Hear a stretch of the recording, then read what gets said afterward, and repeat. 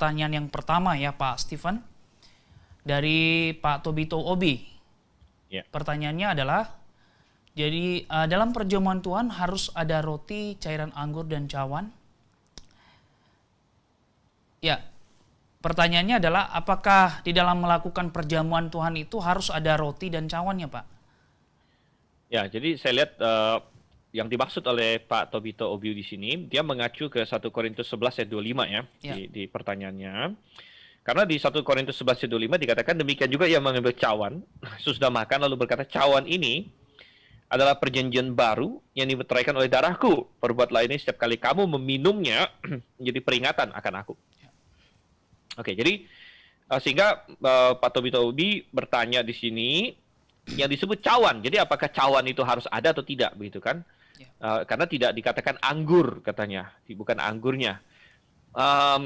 Saya bisa berkata begini, cawan harus ada dalam pengertian, nggak mungkin anggur itu terbang gitu kan. Ya. Nggak mungkin kita kalau minum anggur itu, misalnya kita peres dari anggurnya langsung, ya misalnya kita ambil anggur lalu cus kita peres, gitu nggak mungkin. Anggurnya itu pasti ada dalam satu wadah. Nah wadah itu disebut cawan, entah. Jadi apapun lah itu adalah wadahnya begitu. Nah, jadi sebenarnya bukan cawannya yang penting, tapi anggurnya. Ya, dan kenapa disebut cawan itu adalah suatu gaya bahasa, ya, suatu majas di mana kita menyebut sesuatu dengan hal yang berkaitan dengan itu, gitu. Misalnya tadi di ayat 25-nya, cawan ini adalah perjanjian baru yang dimeteraikan oleh darahku. Perbuatlah ini setiap kali kamu meminumnya. Nah, meminumnya apa yang kita minum? Kita bisa bilang yang kita minum adalah apakah cawannya kita minum atau sebenarnya barang yang dalam cawannya. Nah, kan yang kita minum adalah barang di dalam cawannya. Dikatakan, perbuatlah ini setiap kali kamu meminumnya.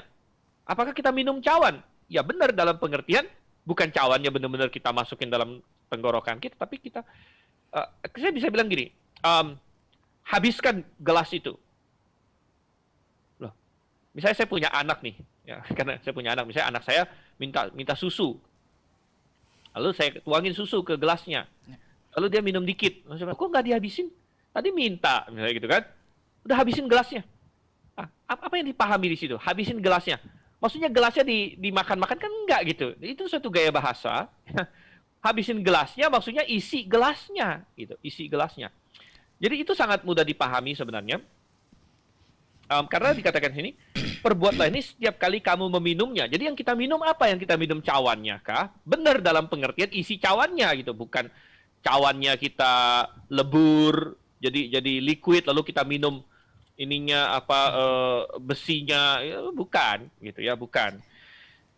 Jadi dalam perjamuan Tuhan harus ada roti, benar, harus ada cairan anggur, benar ya, karena roti itu adalah menyimbolkan daging Tuhan Yesus dan anggur menyimbolkan darahnya. Tapi mengenai cawan ya harus ada juga, tapi bukan dalam pengertian harus ada karena itu esensial gimana, harus ada karena memang kita nggak mungkin minum anggur langsung dari keran atau dari apa gitu, pasti harus ada sesuatu yang untuk menampungnya gitu.